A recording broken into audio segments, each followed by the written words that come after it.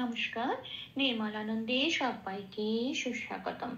গুরুদেব প্রভু শ্রীকৃষ্ণ রাধা মায়ের আশীর্বাদকে সারথি করে শ্রীমদ্ ভগবত গীতার প্রণাম মন্ত্র দিয়ে শুরু করছি আজকের গীতা পাঠ। শ্রীকৃষ্ণ হৃদয় গীতা সংসার মলনাশিনীম জ্ঞানম ভক্তিম মুক্তিদাত্রীম গীতা দেবীম নমস্তুতে। ওম নমো ভগবতে বাসুদেবায়। ওম নমো ভগবতে বাসুদেবায়। ওম নমো ভগবতে বাসুদেবায়।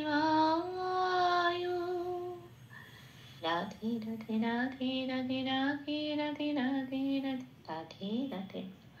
শ্রীমদ্ ভগবত গীতা প্রথম অধ্যায় শ্লোক নাম্বার 42। দোষই রে তুই তুলক নানাম বরণ শঙ্কর কারকৈঃ উৎসাদ্যন্তে জাতি ধর্মাঃ কুলধর্মাশ্চ শাশ্বতাঃ। আচ্ছা, প্রথম লাইনের প্রথম পাঠটা দোষই রে তুই কুলক নানাং, এটা আমি বাংলায় বললাম। এবার দেখি এটা কিভাবে সংস্কৃততে ভেঙে বাংলা হরফে লেখা যায়, হ্যাঁ, চান্টিং এর সুবিধার জন্য। আচ্ছা, প্রথমে দোষই যেমন আছে তেমন রাখলাম, একটু প্লাস প্লাস দিয়ে সাজিয়ে দিয়েছি যাতে ছন্দটা ঠিক ঠিক আসে এবং উচ্চারণটা সংস্কৃতের কাছাকাছি পৌঁছানো যায়। হ্যাঁ, যে যে জায়গাগুলো মনে হয়েছে সেগুলো একটু ভেঙেছি, যেগুলো মনে হচ্ছে রাখলে ছন্দটা ঠিক থাকবে সেখানটা ভাঙিনি, মানে এরম ভাবে পরে সাজিয়ে নিয়েছি। দোষইটা যেমন আছে তেমন। আচ্ছা, রে যেমন আছে তেমন, তুই এর পর একটা বিসর্গ আছে। এখানে একটা কথা বলা, যেখানে যেখানে লাল রং দেওয়া আছে সেগুলো আমরা উচ্চারণ করব না। চান্টিং এর চলনের সময় ওই লালগুলোকে স্কিপ করে ওপরের ব্র্যাকেটে যে অক্ষরগুলো দেওয়া আছে সেগুলো বলবো, সেগুলো উচ্চারিত হবে। আচ্ছা, দোষই রে তুই আমি একটুখানি লাল দিয়েছি কারণ তৈয়ের পরে একটা বিসর্গ আছে। আমরা জানি বিসর্গ থাকলে একটা পূর্ণ হ হয়, কিন্তু সেটা যদি শেষে থাকে বা প্রথম পার্টের শেষে থাকে বা লাইনের শেষে থাকে, কিন্তু এটা প্রথম পার্টের শেষ অক্ষর নয় এবং প্রথম লাইনেরও শেষ অক্ষর নয়, এটা প্রথম অক্ষরের শেষ অক্ষর, কাজেই মাঝখানে আছে। এই যে বৈসর্গটা মাঝখানে আছে তখন কিন্তু আর পূর্ণ হ হিসেবে উচ্চারিত হবে না, অর্ধ হ হিসেবে উচ্চারিত হবে। মানে হয় হসন্ত হয়ে ওটা আগের অক্ষর মানে দয় ঐকারের সাথে যুক্ত হয়ে জুড়ে উচ্চারিত হবে। তাহলে এখানে কি হবে, দোষই রে তৈ, হ্যাঁ, একটা হয় হসন্ত বলবো, উচ্চারণ করব, কিন্তু হ বলে বলবো না। মানে যেটা লাস্টের পরের ক্ষেত্রে যেটা আমরা হি হ লাগিয়েছি সেরকম কোনো রকম হ লাগাবো না। এখানে উচ্চারণের সময় শুধুমাত্র হয় হসন্তটা হবে, ওই জন্য ব্র্যাকেটের উপরে দিয়ে দিয়েছি দোষই রে তৈ। আচ্ছা, পরের শব্দে চলে আসি, কুলক নানাং, এটাকে একটু ভাঙতে হয়েছে, ঘয় নয়টাকে। হ্যাঁ, জোড়াযুক্ত অক্ষরগুলো থাকলে একটুখানি ভেঙে নিলে ছন্দটা তালে তালটা ঠিক হয়।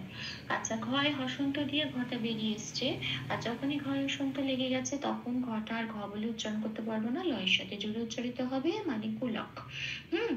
কুলক হয়ে গেল। আচ্ছা, ঘয়ের সাথে নটা পড়েছিল, এবার নটা নয়াকার নয়াকার হিসেবে যুক্ত হয়ে গেল, আর শেষে অনুস্বর আছে। শেষে অনুস্বর থাকা মানে পাশে বেগুনি রঙের ক্যালেন্ডারে 5 নম্বরে তালিকাভুক্ত করে দেওয়া আছে। অনুস্বর থাকলে সংস্কৃততে ওটা ময় হসন্ত হিসেবে উচ্চারণ করে, তাহলে এই অনুস্বরটা শেষে আছে, এখানে ময় হসন্ত লেগে যাবে, তাহলে কি হবে, নানাম। হ্যাঁ, তাহলে আমি প্রথম লাইনে প্রথম পাঠটা কি পেলাম, দোষই রে তৈ কুলক নানাম, এরকম উচ্চারণটা হবে। এবার আসি পরের পাঠে। পরের পাঠ আছে বর্ণ সংকর কারকৈ। এখানেও একটা বিসর্গ আছে। এবার দেখি এটা কিভাবে সংস্কৃততে ভেঙে ভেঙে লিখবো বাংলা হরফে। আচ্ছা, বর্ণ, বতে আমি সবার আগে লাল দিয়েছি, কেন, বটা সংস্কৃতে ব বলে বলতে পারবো না, পাশে 2 নম্বরে তালিকাভুক্ত করে দেওয়া আছে বকে, সংস্কৃততে ও প্লাস ও বলে। কাজ এখানে হবে বর্ণ। হ্যাঁ, আচ্ছা, এখানে বর্ণতে একটা নয় রেপ আছে, পাশে 3 নম্বরে তালিকাভুক্ত করে দেওয়া আছে। রেপ থাকলে রয় হসন্ত হিসেবে সেটা আগের অক্ষরের সাথে জুড়ে উচ্চারিত হয়। এখানে যেহেতু নয় রেপ আছে, কাজেই নয়ের সাথে একটা রয় হসন্ত মানে লেগে মানে 9 রেপ আছে, সেই জন্য একটা রয় হসন্ত লেগে আগের অক্ষর মানে বয়ের সাথে লেগে বর্ণ উচ্চারণ হবে। হ্যাঁ, আর 9টা ফ্রি হয়ে যাবে, তাহলে হয়ে যাবে বর্ণ। 9টাকে 9 বলেই পূর্ণ রূপে উচ্চারিত হবে বর্ণ। আচ্ছা, সংকরকে একটু ছন্দের সুবিধার জন্য ভেঙেছি। সং অনুস্বয় হসন্ত, এটা সং। আচ্ছা, এবং যেহেতু অনুস্বয় হসন্তটা লেগেছে সেটা স্বয়ের সাথে জুড়ে উচ্চারিত হবে সং। আচ্ছা, করো যে ক উমার সাথে যে কটা আছে সেটা যেমন ক আছে সেভাবে উচ্চারিত হবে কর। করো পূর্ণরূপে উচ্চারিত হবে, নিচে যেহেতু কোনো হসন্ত নেই কাজে কারোর সাথে জুড়ে উচ্চারিত হবে না, ক আলাদা করে উচ্চারিত হবে, বসনরা আলাদা করে উচ্চারিত হবে কর। আচ্ছা, তারপরের অক্ষরে চলে আসি কারো। কারোটাও ঠিক তাই, কোনো রকম ভাঙাভাঙি কিছু নেই, এখানে কা র আলাদা করে উচ্চারণ হবে। কই যেমন আছে তেমন, এখানে শেষে বিসর্গ আছে, শেষে বিসর্গ থাকলে 4 নম্বরে তালিকাভুক্ত করে দেওয়া আছে বিসর্গটা সংস্কৃততে পূর্ণ হ রূপে উচ্চারিত হয় আর হ বলে লিখতেও হয়। তাহলে এখানে আগের অক্ষর কই আছে তার সাথে মিলিয়ে এখানে হি হবে, যখনই ঐকার থাকবে তখন হয়ের সাথে হয় হর্ষই এটা বসে। হ্যাঁ, এই মাত্রাটা বসে, তাহলে কই হি হবে। তাহলে এখানে পুরো লাইনটাকে পুরো শব্দটা কি পেলাম, বর্ণ সংকারা। আচ্ছা, বলে রাখি শকে দন্ত শকে সংস্কৃততে সা বলে উচ্চারণ হয়, সারেগামার যে সাটা আমরা বলি স উচ্চারণ করি সেটা সংকারা কারা কৈহি এটা। এবার চলে আসি পরের লাইনে। পরের লাইন আছে উৎসাদান্তে জাতি ধর্মা, এখানেও বিসর্গ আছে। এটা আমি বাংলায় বললাম, এবার দেখি এটা সংস্কৃততে ভেঙে কিভাবে উচ্চারণ করব। আচ্ছা, খন্দত্ব আছে। হ্যাঁ, খন্দত্বটাকে এখানে তয় হসন্ত হিসেবে কি বলে উচ্চারণ করে ওরা। 6 নম্বরে তালিকাভুক্ত করে দেওয়া আছে যে খন্দত্বটাকে তয় হসন্ত হিসেবে ওরা লেখে। তো এখানে যেহেতু খন্দত্ব আছে, তয় হসন্ত হিসেবে লিখে হস্যের সাথে জুড়ে উচ্চারিত হবে উৎ। সাটা যেমন আছে তেমন থাকবে, দন্তটা আমি একটুখানি লাল দিয়েছি কারণ দয় জফলা আছে। 1 নম্বরে তালিকাভুক্ত করে দেওয়া আছে হর্ষই প্লাস অন্তঃস্থ কে, ওরা জফলাকে এইভাবে উচ্চারণ করে ইয় বলে। তাহলে দয় জফলা, তাহলে দয়ের সাথে হর্ষই প্লাস অন্তঃস্থ পড়িয়ে দিলে যে উচ্চারণটা বেরিয়ে আসে দিয়, এখানে কি উচ্চারণটা সেটা হবে সংস্কৃততে দিয়। সেটা আমি উপরের ব্র্যাকেটে লিখে দিয়েছি উৎসাদিয়ান্তে। হ্যাঁ, 9 হসন্ত আছে। আচ্ছা, 9 মানে 9 তয় একারটাকে একটু ভেঙে নিয়েছি ছন্দের সুবিধার জন্য, 9 তয়টাকে ভাঙলে 9 হসন্ত হিসেবে 9টাকে বের করে আনতে হয় এবং সেটা দয় জপলের সাথে জুড়েই উচ্চারিত হবে দেন। আর এটা যেমন আছে তটা করে রইল, তার সাথে যে মাত্রাটা রয়েছে একাশ, তো সেটা যেমন আছে তেমনই থাকবে উৎসাদিয়ান্তে। আচ্ছা, এটা হলো। আচ্ছা, তারপরে আছে জাতি ধর্ম, জাতি যেমন আছে তেমন ধর্ময় ময় রেপ আছে আবার 3 নম্বরে তালিকাভুক্ত করে দেওয়া আছে বয়সূন্য রয় হসন্ত হিসেবে আগের অক্ষর মানে ধয়ের সাথে জড়িয়ে উচ্চারিত হবে ধর। মটা ফ্রি হয়ে গেল, তারপর যেমন ময় আকার আছে সেরকম মা। এখানে বিসর্গটা আছে কিন্তু প্রথম পাঠের শেষে, দ্বিতীয় লাইনের প্রথম পাঠের কিন্তু শেষে আছে। হ্যাঁ, এটা প্রথম পাঠের শেষ অক্ষর, সেই জন্য কিন্তু এই বিসর্গটা পূর্ণ রূপে উচ্চারিত হবে। এবার যেহেতু ময় আকার আছে তার সাথে মিলিয়ে হয় আকার হয়ে হলো জাতি ধার মাহা। তাহলে দ্বিতীয় লাইনের প্রথম পাঠটা পেলাম উৎসাদিয়ান্তে জাতি ধর্মাহা। আচ্ছা, এবার আসি শেষ পাঠে কুলধর্মাস্ত্র শাশ্বতা, এখানেও বিসর্গ আছে। দেখি এটা কিভাবে সংস্কৃততে ভাঙবো, বাংলা হরফে লিখে একটু দেখি। কুলু, কুলুটা যেমন আছে তেমন, যেহেতু লয় কোনো হসন্ত নেই তাই কুল বলতে পারবো না, কুলু লকে পূর্ণরূপে উচ্চারণ করতে হবে কুলু। আচ্ছা, ধর্মায় একই নিয়ম, ময় রেপ আছে বলে বয়শূন্য রয় হসন্ত হিসেবে ধয়ের সাথে যুক্ত হয়ে ধর হলো, আর মাটা যেমন আছে তেমন। আচ্ছা, এখানে তালব সজয় আছে। এবার তালব সটা যখন ভেঙে বেরিয়ে আসে সংস্কৃতের আদি নিয়ম অনুযায়ী ওটা বিসর্গ হয়ে আগের অক্ষর মানে মায়ের সাথে যুক্ত হয়ে মা এটা হয়, আর চটা যেমন আছে তেমন পড়ে থাকে।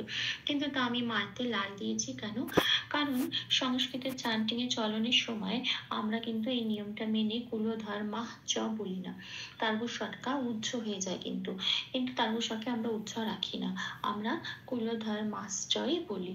যেহেতু তারবো শাকে সঙ্গে নিয়েই উচ্চারণটা হয়, সেই জন্য তারবো শটা হসন্ত হিসেবে বের করে এনে মায়ের সাথে জুড়ে উচ্চারিত হয় মাস, সেই জন্য আমি উপরে ব্র্যাকেটে ওটা দেখিয়ে দিলাম যে মাটা তাহলে বলবো না, কুলধর মাস চটাই বলবো, উপরে ব্র্যাকেটে লিখে দেখিয়ে দেওয়া আছে। আচ্ছা, তারপরে অক্ষরে চলে আসি শাশ্বতা। শাশ্বতাতে সা যেমন আছে তেমন সোয়াকে একটু মিলান দিয়েছি, কারণ ওখানে ব আছে। বকে আমরা কিভাবে উচ্চারণ করবো, 2 নম্বরে তালিকাভুক্ত করে দেওয়া আছে ও প্লাস ওয়া, সেই জন্য এখানে বলতে হবে শাশ্বা। হ্যাঁ, বয়ের উচ্চারণ ওয়া, তার সাথে তার গুসা জুড়লে যেটা হয় সোয়া, সেটা শাশ্বতা।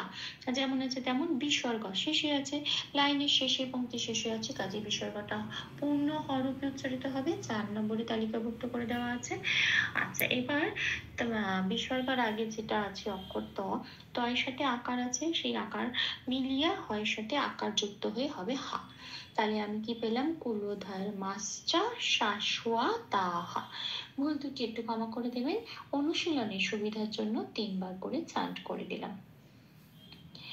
দোষই রে তুই কুলক নানাম বর্ণ সংকর কারকৈহি उत्साद्यन्ते जाति धर्मः कुलधर्मश्च शाश्वताः दोषैरेतुः कुलकनानां वर्णसङ्करकारकैः उत्साद्यन्ते जाति धर्मः कुलधर्मश्च शाश्वताः दोषैरेतुः कुलकनानां वर्णसङ्करकारकैः उत्साद्यन्ते जातिधर्मः कुलधर्मश्च शाश्वताः।